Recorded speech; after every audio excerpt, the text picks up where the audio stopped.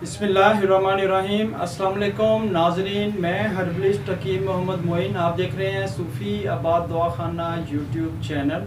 नए आने वाले मेहमानों से मैं गुजारिश करता हूं कि वो सूफ़ी आबाद दवाखाना को लाइक करें, चैनल को सब्सक्राइब करें और बेल आइकन पर ज़रूर क्लिक करें ताकि हर नए आने वाली हर्बल वीडियो आप तक बआसानी पहुंच सके। अगर आपको बुखार का मसला बहुत ही ज़्यादा हो रहा है या बच्चों को आजकल बुखार जनाब बहुत ही ज़्यादा हो रहा है और आप ख़ास तौर पर डेंगू से बचें, क्योंकि डेंगू का बुखार आजकल बहुत तेज़ी से बढ़ रहा है। तो बहुत ही ज़्यादा पेशेंट आ रहे हैं, ख़ास तौर पर बच्चों में डेंगू की कसरत पाई जा रही है, बच्चों में बहुत तेज़ी से डेंगू बढ़ रहा है। तो आपसे मैं गुजारिश करता हूं कि आप घर में ज़रूर स्प्रे करें और ऐसा कोई इक़दाम करें कि मच्छर घर में ना हो ताकि आप बुखार से भी बच सकें। या बुखार बहुत ही ज़्यादा हो जाने की वजह से आपकी हड्डियों में बहुत ज़्यादा दर्द रहता है और आपको जिस्मानी कमज़ोरी होगी है, आँखों में खिंचाव रहता है और उसके साथ साथ सर में बहुत ही ज़्यादा शिद्दत का दर्द रहता है, तबीयत बेचैन रहेगी, आपकी पिल्लियों में भी खिंचाव रहेगा, भूख आपकी जाती रहेगी और उसके साथ साथ अगर आपको टाइफाइड का मसला है तो आपकी आंतों और मैदा में बहुत ही ज़्यादा प्रॉब्लम बन जाएगी, आपका खाना पीने को बिल्कुल भी दिल नहीं करेगा। अगर आप कुछ खा भी लेंगे तो आपको उल्टी महसूस होगी, टाइफाइड के साथ बहुत ही ज़्यादा कमज़ोरी होना शुरू हो जाती है।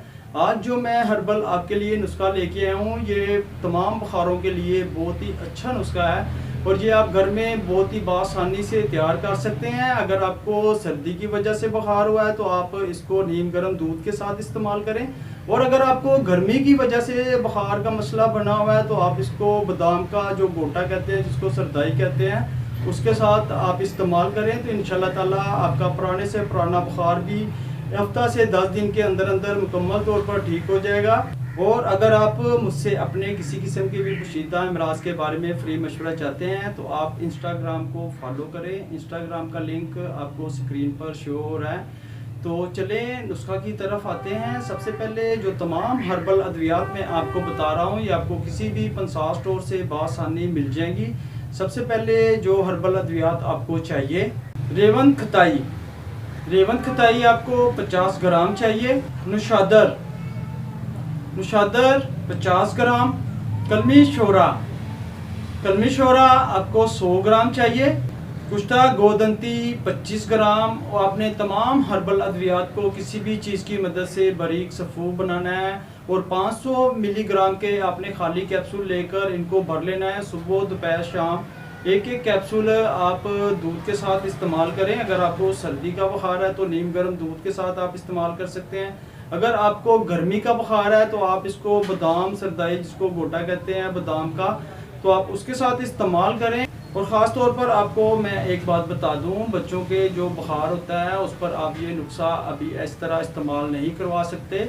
उसके लिए यही नुस्खा आप किसी भी अपने अच्छे करीबी स्पेशलिस्ट, जो हर्बल स्पेशलिस्ट हो या कोई क्वालिफाइड हकीम हो, तो आप उनके पास जाकर मशवरा करें, बच्चे का बुखार चेक करवाएं।